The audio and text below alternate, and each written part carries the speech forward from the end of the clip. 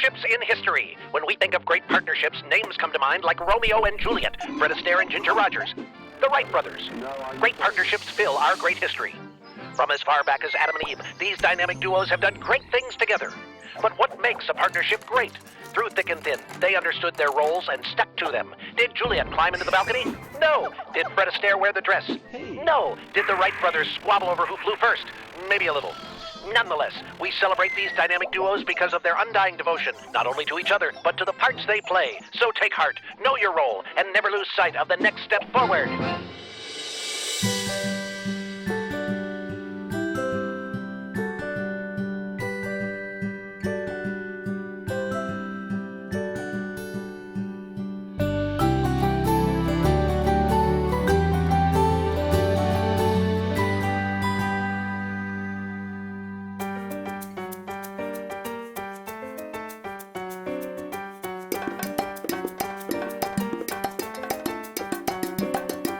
Dancing, eh? It is the most magnificent art form that can exist between a man and a woman. It requires focus, attention, and patience. Done correctly, it is like heaven on earth. Done poorly, it is a train wreck. Painful to endure, painful to observe, and let's be honest, painful for everyone involved. For the next 4 sessions, I am going to teach you the basics of ballroom dance. We have chosen to make your life more beautiful, and for that, I give you the applause. Oh, you clap too, huh? You. What are you doing? Hold on a second. I'm just here to meet my wife. So you are the delinquent husband of this most beautiful lady, huh? If you had not come, I was to dance with her all night, huh? You know what? I should get going because, yeah. Well, I'll give you a call when I'm on my way down tomorrow, okay? My dear, what is your name? Lucinda. Lucinda, très belle, huh? And your husband? Luis. Louis. Louis. Come, join us, Louis, huh? You and the beautiful Lucinda will be our example for our first dance, the waltz, huh? Oh, we don't know how to waltz. Well, of course you do not. That is why you are here. So, the waltz, huh? Oh, it always reminds me of a very pretty lady I knew in Vienna. Look, I'm really sorry. I tried to get here earlier, but Roger added some last-minute tweaks to the proposal, and it was business. He's a control freak. Oh, no, he's just nervous. It's a big sale, sweetheart. You know, don't worry, I'll get you something nice when this is all over, okay? What, like dance lessons? Better. This is all I wanted. The idea was for you and I to spend some time together. We are. Can you stop with that just for a second? Okay, done. Marie, bien, s'il vous plaît. This is Marie, my most beautiful and very talented assistant. She is beautiful, is she not? Now, first position is everything. Without the right position, it is pointless to try to dance. There is always a lead and a follow. A lead and a follow. We show you the position for the waltz. First, the man, hand here and here, and the woman, comme ça. Very good. Now you show us, huh? You show us. No. Now see, this is how it is with you Americans, huh? The woman, she always wants to control, and the man, oh, just let her, you know. No, come on, you are a strong Latin man, eh? See, yeah, there is a danzador inside of you, huh? That is right. Come on, straight back. And you, my dear, just relax, huh? Very good. Now, for the waltz, huh? It is as simple. What time are you getting home? Around 3. We have an appointment with Rob's math teacher at 4. I know. We can't be late. You should be home earlier. We have about an hour. We should be there early. Okay, relax. Did you pick up the dry cleaning? Was I supposed to? Well, we can get it on the way home. Oh, yes, when it's closed. And what time do they close? Well, if they close at 5, we have plenty of time. Everyone, dance. Here we are. 1, 2. Here we go. Come on, do it. Dance. 1, 2, 3. 1, 2, 3. 1, 2, 3. 1. Can you please not count out loud? I'm just doing it for now. Everyone, look here. Everyone, please, look here, huh? No, you keep dancing, keep going, yeah. You see? How the man is guiding her, huh? Firm, in control, and she is like a willow, huh? Right in his arms, huh? Very good, you have done this before, huh? Cotillion in grade school, but it's been a while. Very nice, So you start early, huh? You learn correctly the first time, it always is easier, huh? So now, positions, everyone. 1, 2, 3, and let's dance. 1, 2, 3. No, step first, the left foot, huh? Oh, no. You cannot jerk her around like that, huh? She is not a sack of potatoes. But she's not following my lead. He said you had to follow me. I'm trying to follow. I have been watching you two. You do not know each other? No, we do. No, this is our first date. But we've been emailing for a month. Okay. Well, see, none of that matters. See, we are here to dance, huh? Dance. You cannot yank her around like a yo-yo. It is torture for her and for me. Huh?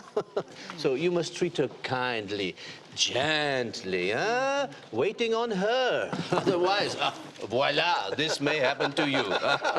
So everyone, Louis, again, position. Shh. We dance, huh? Relax, huh? Very nice. And la. 1, 2, 3. 1, 2, 3. Heel toe. The perfect man? Oh, wow, that's an intense question. Of a perfect woman? Young, blonde, sexy. Submissive? Don't tell my wife that. Big bone, strapping man. He would be tall. Preferably with money.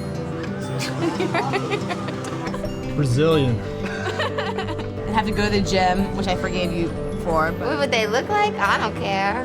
For our first date, I thought I saw her on the corner with a fur coat, and I was like, I'm out. But it wasn't It wasn't her. It was me. So somebody who will let me win at Scrabble, sometimes at least. And maybe he likes marshmallows too. Those are always important. It's the perfect woman. My wife of 40 years. She's beautiful, sexy. So you're supposed to say you. You're the perfect one. Oh. A perfect man, a good, hard, honest, working man. That's what I would describe perfect. Amen, sister. Intelligent, loving, caring, loyal. Ambitious, loving, forgiving of my craziness. The perfect man is kind, funny, and compassionate. Not someone that I need, but someone that would add to my life. Their happiness is more important to you than your happiness. If he's a good, hard-working man, he's gonna keep me working hard, motivated, and everything. I get my energy from him. Somebody who is patient and has a nice demeanor and good sense of humor. They make everything better. Yeah, that's Everything great. you do is better. That's a great way to put it. Hey, my wife is the perfect woman, and that's because she's everything that she said that a man should be. A faithful Christian man. I think the ideal would actually be something indescribable. There is no such thing. If there was ever an ideal man, he would only accept the ideal woman, so they'd never find each other. So It would just be those two wandering around looking for each other.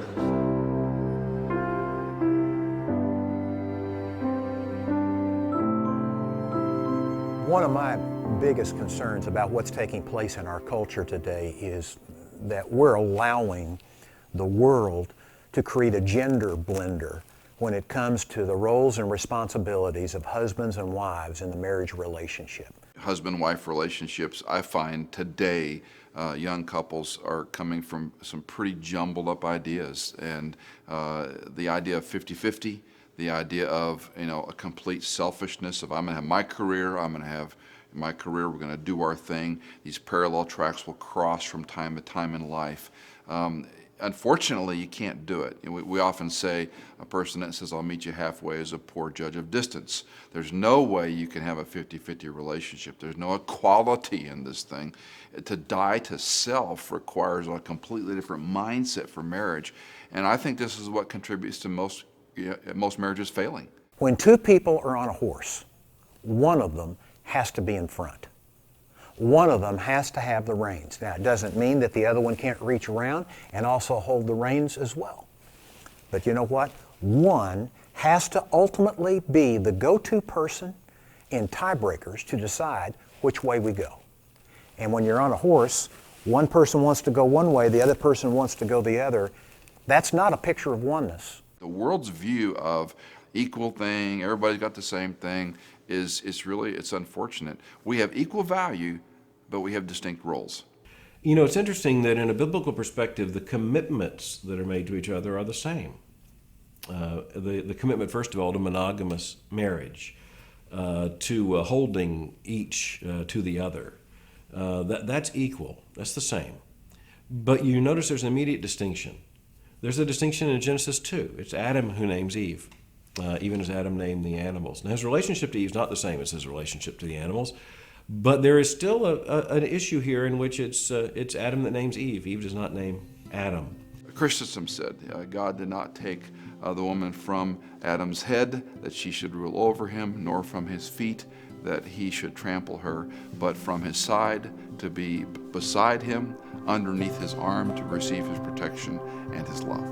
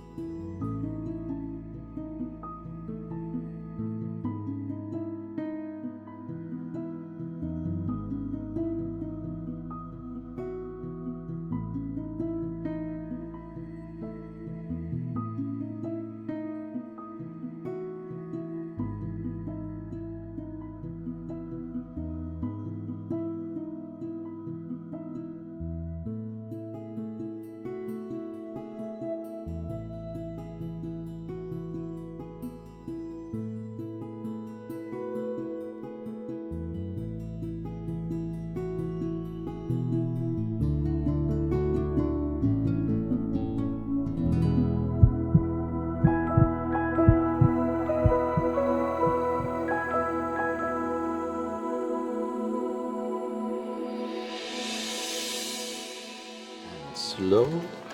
Quick, quick, slow. Quick, quick, slow. Ah, yes, in the hips, huh? You feel it there? Very good. You slide your feet there. Ah, that's very nice. Very good. Okay. No. We won't try to do it yet. All right. Very good. Okay. Everyone, you look magnificent, huh? The rumba, it make you want to, ooh. Well, so we take 5 minutes now, huh? And then we come back and we learn the turn.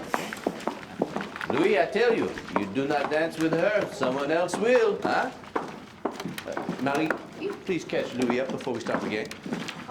Louis, look, I'm really sorry. I apologize. I just lost track of the time, that's all. It's gonna take me some time to cool off. She's waiting.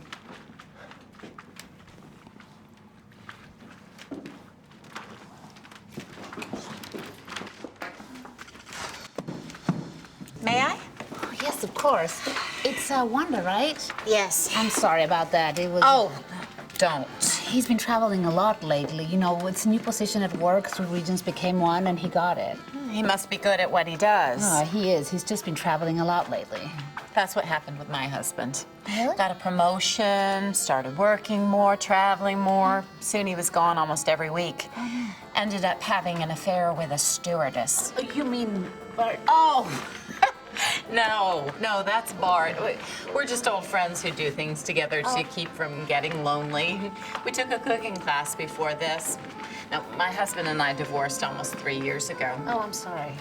Your husband looks like he's a dancer. No, he tries. You know, we used to do a lot of line dancing in school, and this class was my idea. I thought it would give us some more time together, but I'm not sure it matters. Quick, slow.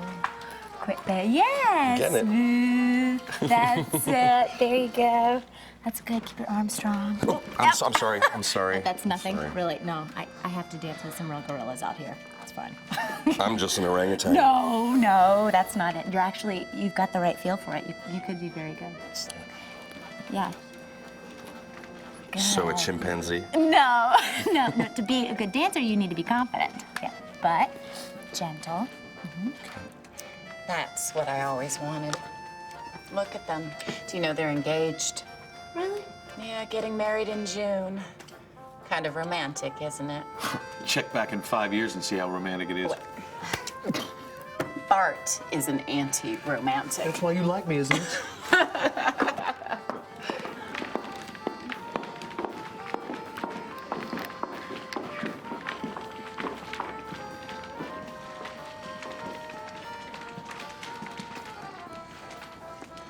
Muchacha bonita. May I have this dance?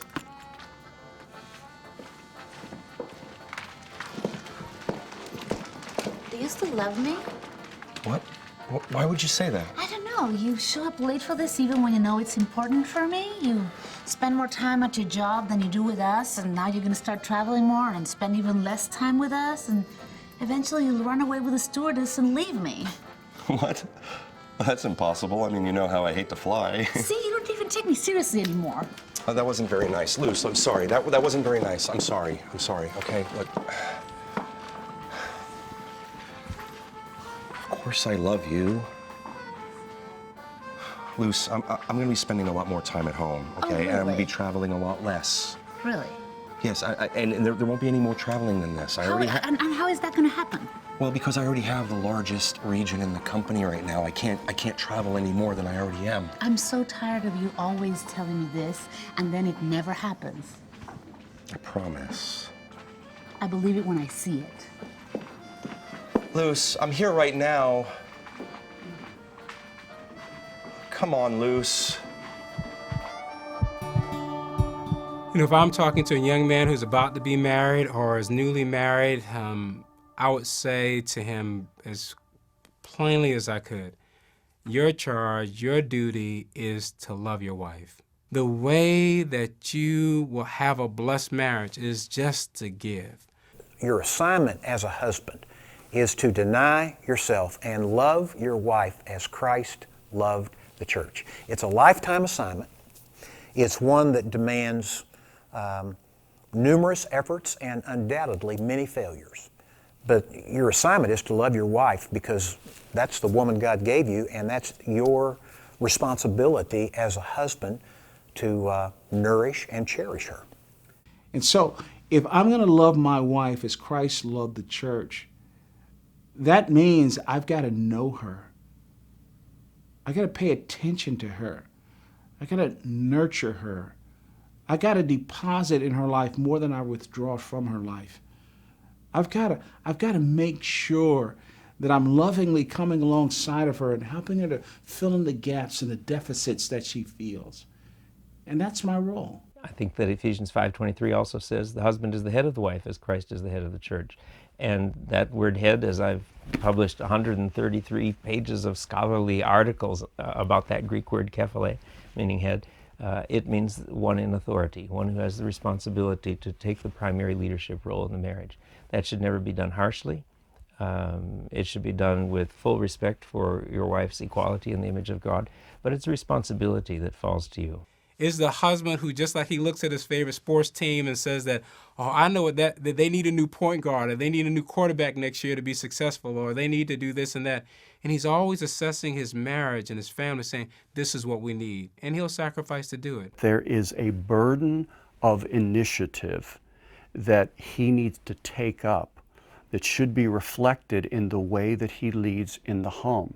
That when certain decisions need to be made, he's not just making the decisions, he's creating a process where appropriate, his wife is being drawn in, counsel is being solicited, but he fundamentally has a responsibility to move things forward. Headship in Scripture is not woman, get me my chips, nor is godly Christian headship, beloved wife, please get me my chips, and then let's pray. Headship is self-crucifixion for the sake of the other.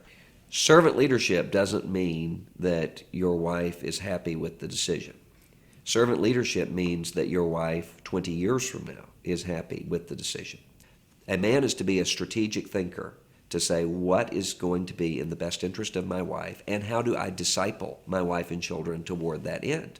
And the husband can make that hard or easy.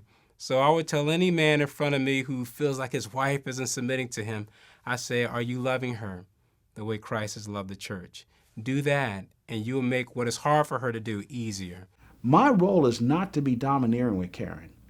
My role is not to act like some little snotty-nosed sawdust Caesar that's so insecure that I got to shout. That's not biblical leadership.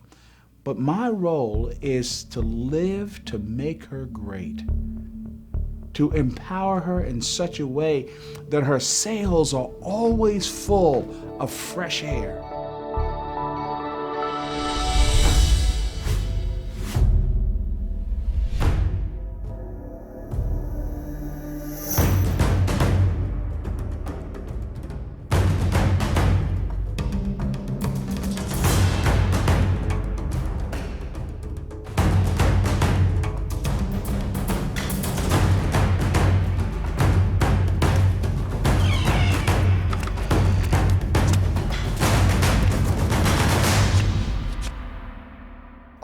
Men, they're coming to get us in just a few minutes.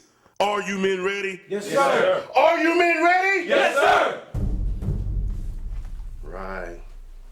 I know some of you are wondering why we run over these plays over and over and over again. You've been thinking, we've got it, coach. But we're about to find out exactly what you've got. Those people out there, they think you're just grooms. That's it. Just grooms. What are you? Husbands. What are you? Husbands. Yeah. The only question is, what kind of husbands are you? You're about to find that out. Wilson! Yes, coach. It's 6:30. Your wife is coming home from work. She's tired, you're tired. She's grumpy, and there's no food in the refrigerator. What do you do? Live with understanding, sir. Right. Reynolds! Your wife, she's worn out and she's discouraged. She's lacking confidence. What do? I love her, coach. I cherish. Yes, and? And I nourish. You bet you do. Keith! Yes, coach. Settle down now, Keith.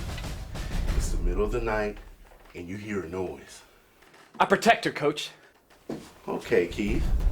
But what if your mother pulls you aside and she makes some suggestions on things that your wife could be doing better? What about that, Keith? Jefferson. You gotta protect your wife, Coach, even if it's from your sharp-tongued mother. Keith? Got it, Coach. I protect her. You bet you do. Men, listen up. When you're out there, you're not gonna have time to think. You need to know what to do and to get it done. But, Coach, sometimes I get confused. Donnelly? Are you whining? Not really, it's just Donnelly, this is marriage. There is no whining in marriage. Is there whining in marriage? No, sir. Is there whining in marriage? No, sir. What do we do? Love and lead. What do we do? Love and lead. It's time, Coach. Okay, man. What's the game plan? Love and lead. Again. Love and lead. Again. Love and lead. Again. Love and lead. Again. Love and lead. Again. Love and lead. Again. Love and lead. Again. Think they're ready? No one's ever really ready, but I think they'll do just fine.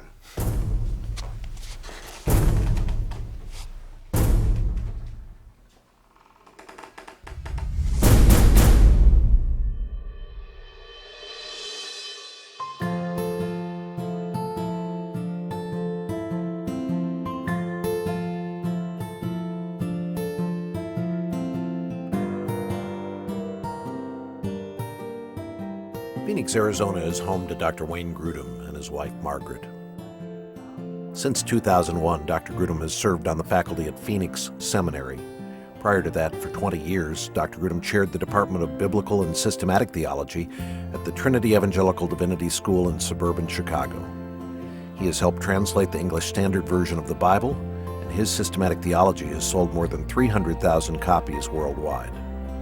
There's probably no theologian alive today who has looked as carefully at what the Bible has to say about roles in marriage. Wayne and Margaret Grudem were married while Wayne was still a senior at Harvard. After he completed his doctoral work at Cambridge, the Grudems moved from England to Minnesota, and then 4 years later to Chicago to work at Trinity. It was while they were living in Chicago that Margaret Grudem was in a serious car accident. I was in the hospital for a couple days, and about 3 months later, just had chronic pain. There was a lot of just trauma to Margaret's various muscle groups, and we didn't know there was a solution. A number of years after that, some friends said if we ever wanted to use their second house in the Phoenix area, they'd be happy to let us use it. And well, when you're in the snowdrifts in Illinois, you say, oh, that sounds very interesting. So we did. We came out here, and Margaret felt better. Mm-hmm. And we came back again, and she felt better. That Illinois climate was really hard on her, and this dry, warm climate here in the Phoenix area was helping her a lot. Margaret was looking in the yellow pages. She said, well, Wayne, there's something here called Phoenix Seminary. We drove over to Scottsdale to see it, and we looked around, and I said to Margaret, I have more books than this. It was just a tiny library, and I think it had 3 full-time faculty members then, under 200 students. It was a seminary, but not very well established and not large. At a very crucial day in this decision-making process, in my regular reading through the Bible, I came to Ephesians 5, and I came to this passage where it says, Ephesians 5:28, in the same way husbands should love their wives as their own bodies. I said, Margaret, you know, if I felt the kind of pain that you are feeling, do you think that I would move to a different climate for the sake of my own body? And she just laughed, like it would take me a minute to make that decision. I did not want Wayne to move because I felt like the Lord was really blessing him where he was, and I just had a strong sense that when God is blessing you in a ministry, you shouldn't leave for health reasons. One day we were out walking around our neighborhood in Libertyville, Illinois. Margaret, out of the blue, said, "Wayne, I've decided what I think about going to Phoenix Seminary." I said, "Oh, that's good," because I wanted to know what, she finally thought was the right thing. And she said, "I've decided that you have to make the decision." I felt the heavy responsibility then. She wasn't going to share in the responsibility for the decision in a way, but it also felt right to me. It felt that she was deferring to my leadership as head of the home. Wayne has really blessed me in showing his love for me sacrificially. And the Lord has brought great blessing to both of us here. Just in terms of relationships and Wayne's writing and speaking, it's been busier here than it was even at Trinity. I've grown in my ability to listen to Margaret and have grown in my immense respect for her wisdom, insight, understanding of me, knowledge of the Lord and the Lord's will. I just have immense respect for her. And constantly now there are questions about, do I accept this invitation to speak here, to teach there? The first thing I want to know is, Margaret, what do you think about this? And then we both pray about it and seek God's help. But I respect her, her wisdom and insight immensely.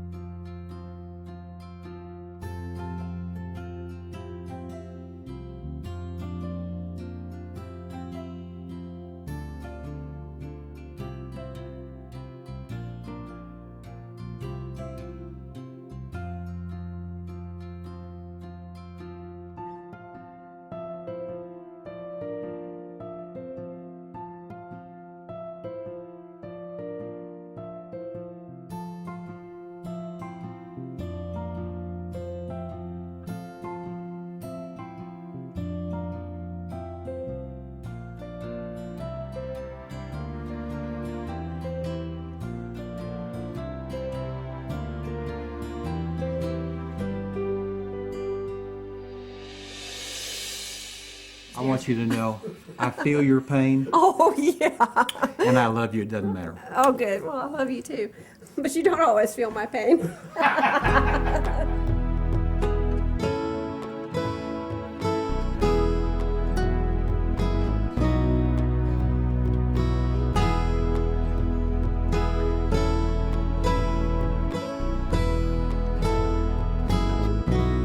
Well, a couple of years ago for Christmas, our adult children gave my husband and me, Dennis and I, dancing lessons.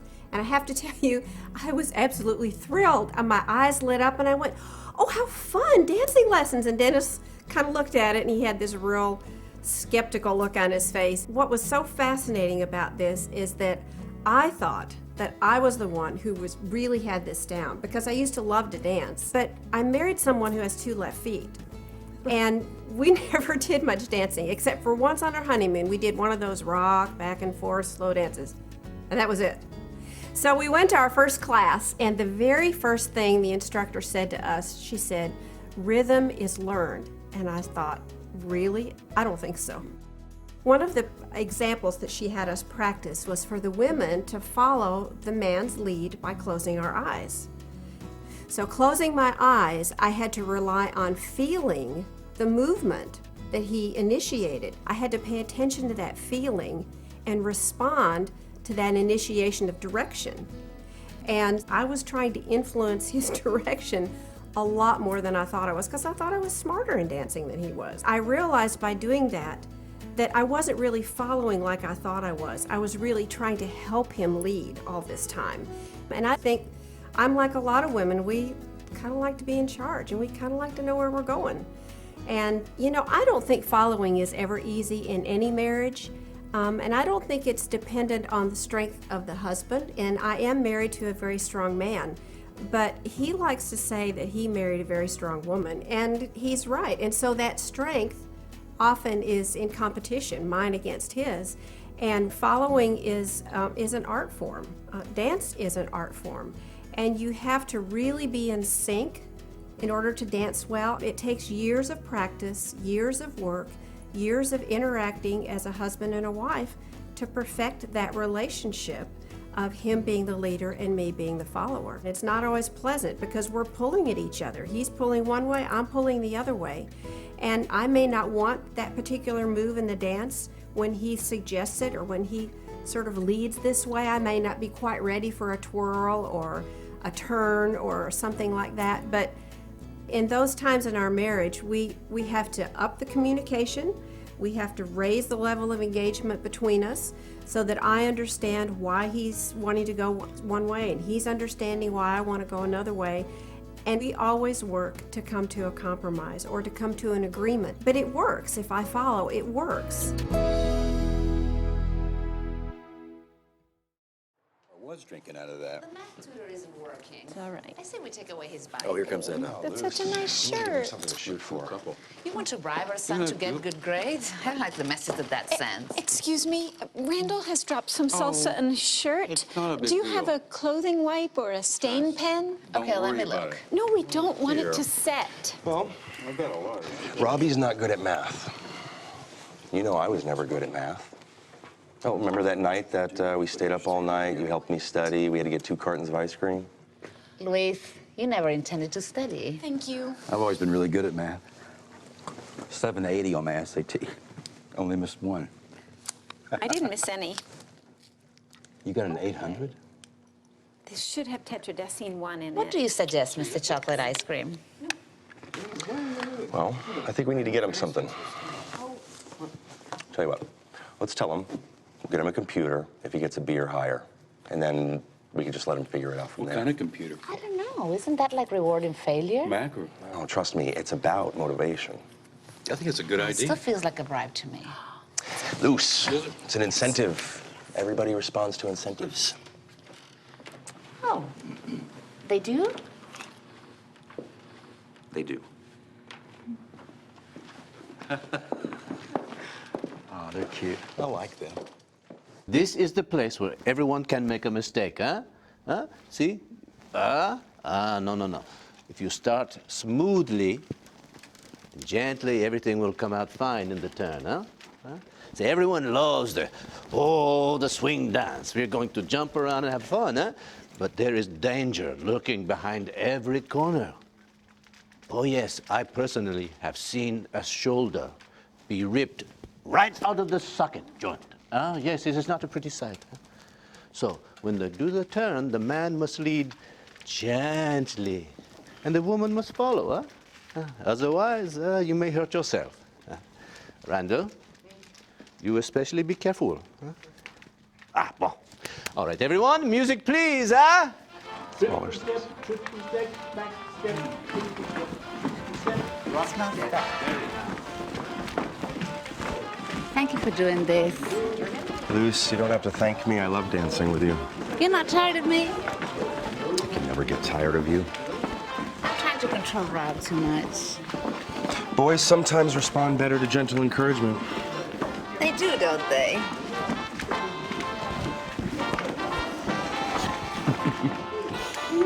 They do.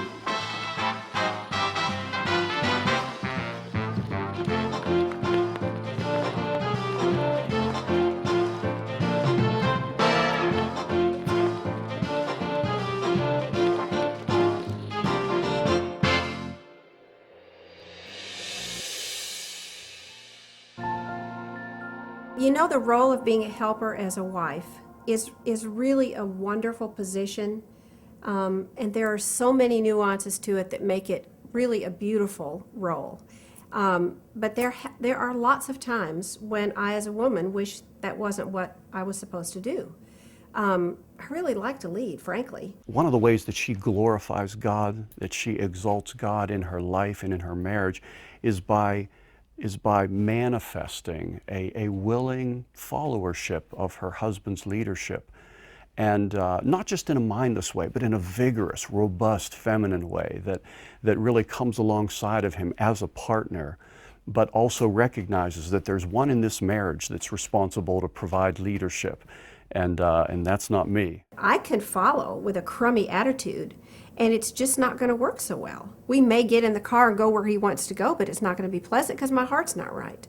I can help with a crummy attitude and be miserable in the process. So I've learned over the years that it really boils down to me having a heart that understands and appreciates and is willing to follow God's plan for marriage, because really the way he has it set up is best. And I know that, but in my heart I don't always like it. And it's in the times when I don't like it that it's not very much fun. Ephesians 5:33, Paul commands wives to respect their husbands.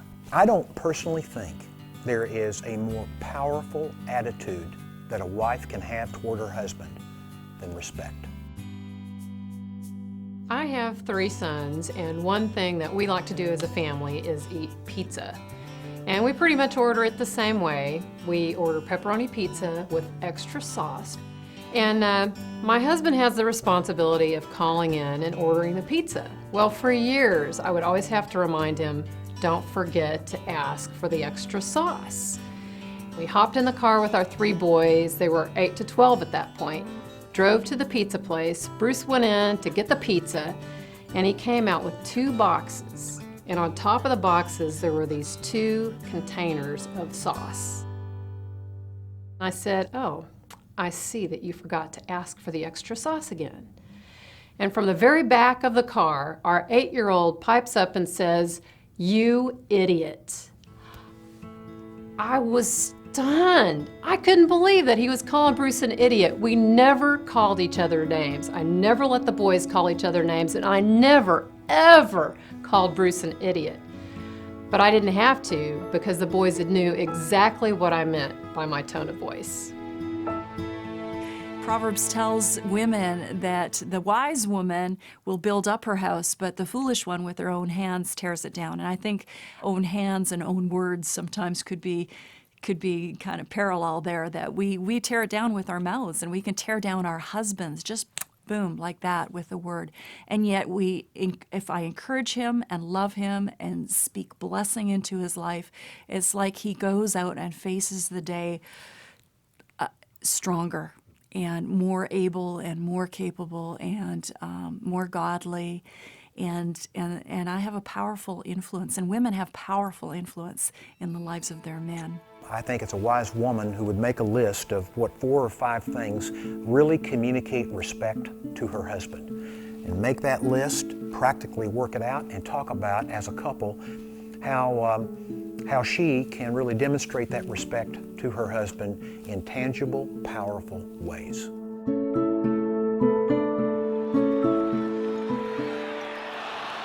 I was a cheerleader in high school, but we cheered for a team that was a pretty stinky team. We never won a game. But every time I went out, I cheered to the top of my lungs. You got to want it to win it. So do it, do it, do it, do it. Yeah, we would cheer our team on. The day you put on your wedding dress, you put on a new cheerleader outfit. You're cheering for your family team. We have gotten to a place where we have forgotten to cheer for our team because they've experienced some losses. We cheer for our team even when they're down, and that's the same thing we must do for our new family team. It was very early in my marriage that it dawned on me how important it was for me to be building him up, and for how important it was for me to be encouraging him and being his champion. And even in his brokenness, even in his sin, even when he made mistakes, to address those issues in a manner in which just encouraged him and affirmed just what the work that God was doing in his life, and affirmed just that I believed he was a good man. I was probably 8 months pregnant, and my husband and I were supposed to be going to his brother's graduation, and he was driving too fast, in my opinion, and I was not happy. And and then I had forgotten the graduation tickets, and we had to go back home, and he was not happy, and so we were both not in very good moods. And by the time we reached our home to pick up the tickets, I had it. That was it. I was not happy with him, and he was not happy with me. And I stormed into the house, got the graduation tickets, threw them into the car, and said, "You're going without me."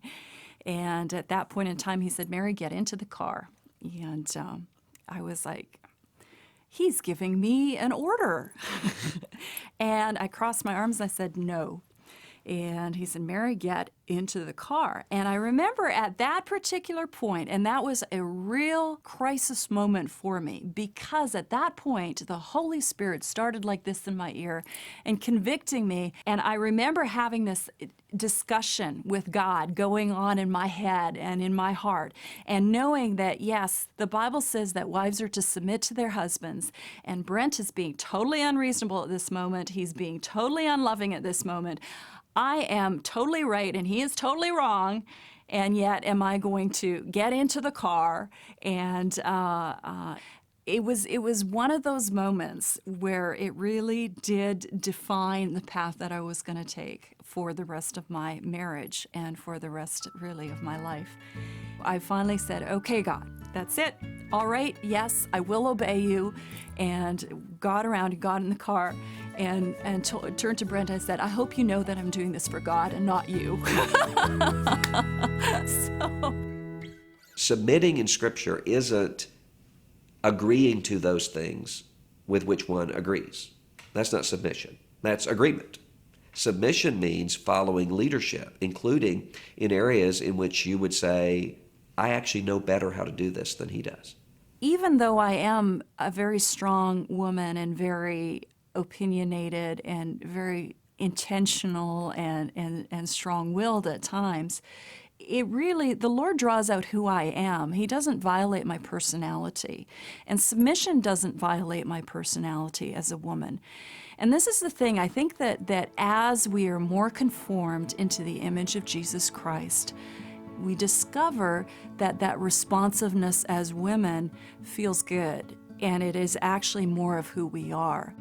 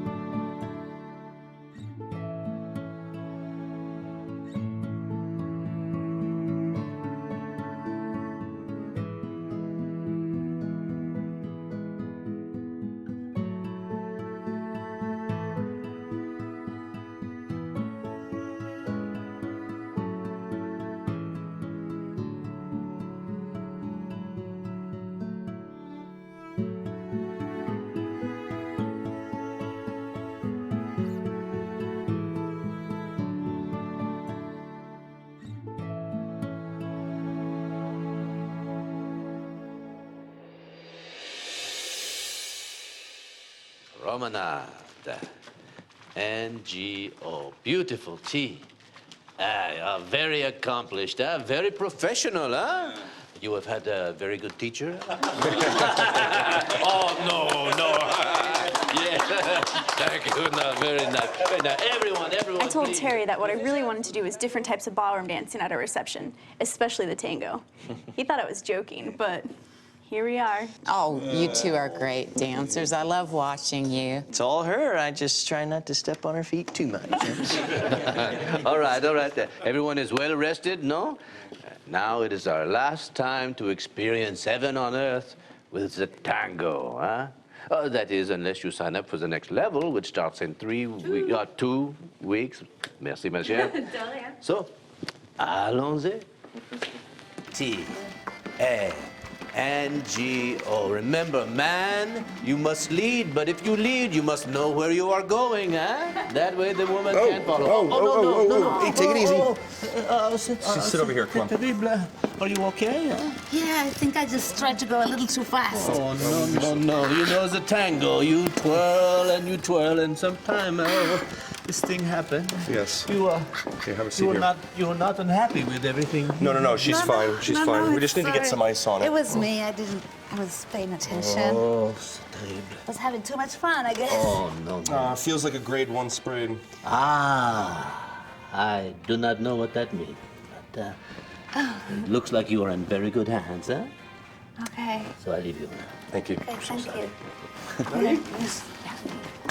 Tell you what, we're gonna get your purse. We're gonna go home and get you some ice on this, okay? Yes. I am so sorry about this. I'm so sorry. Are you It's okay? Yes, it's just a sprain. Yeah. Oh, Pierre gets really distraught when someone gets hurt. He's afraid that they'll blame him and not come back to other classes. No.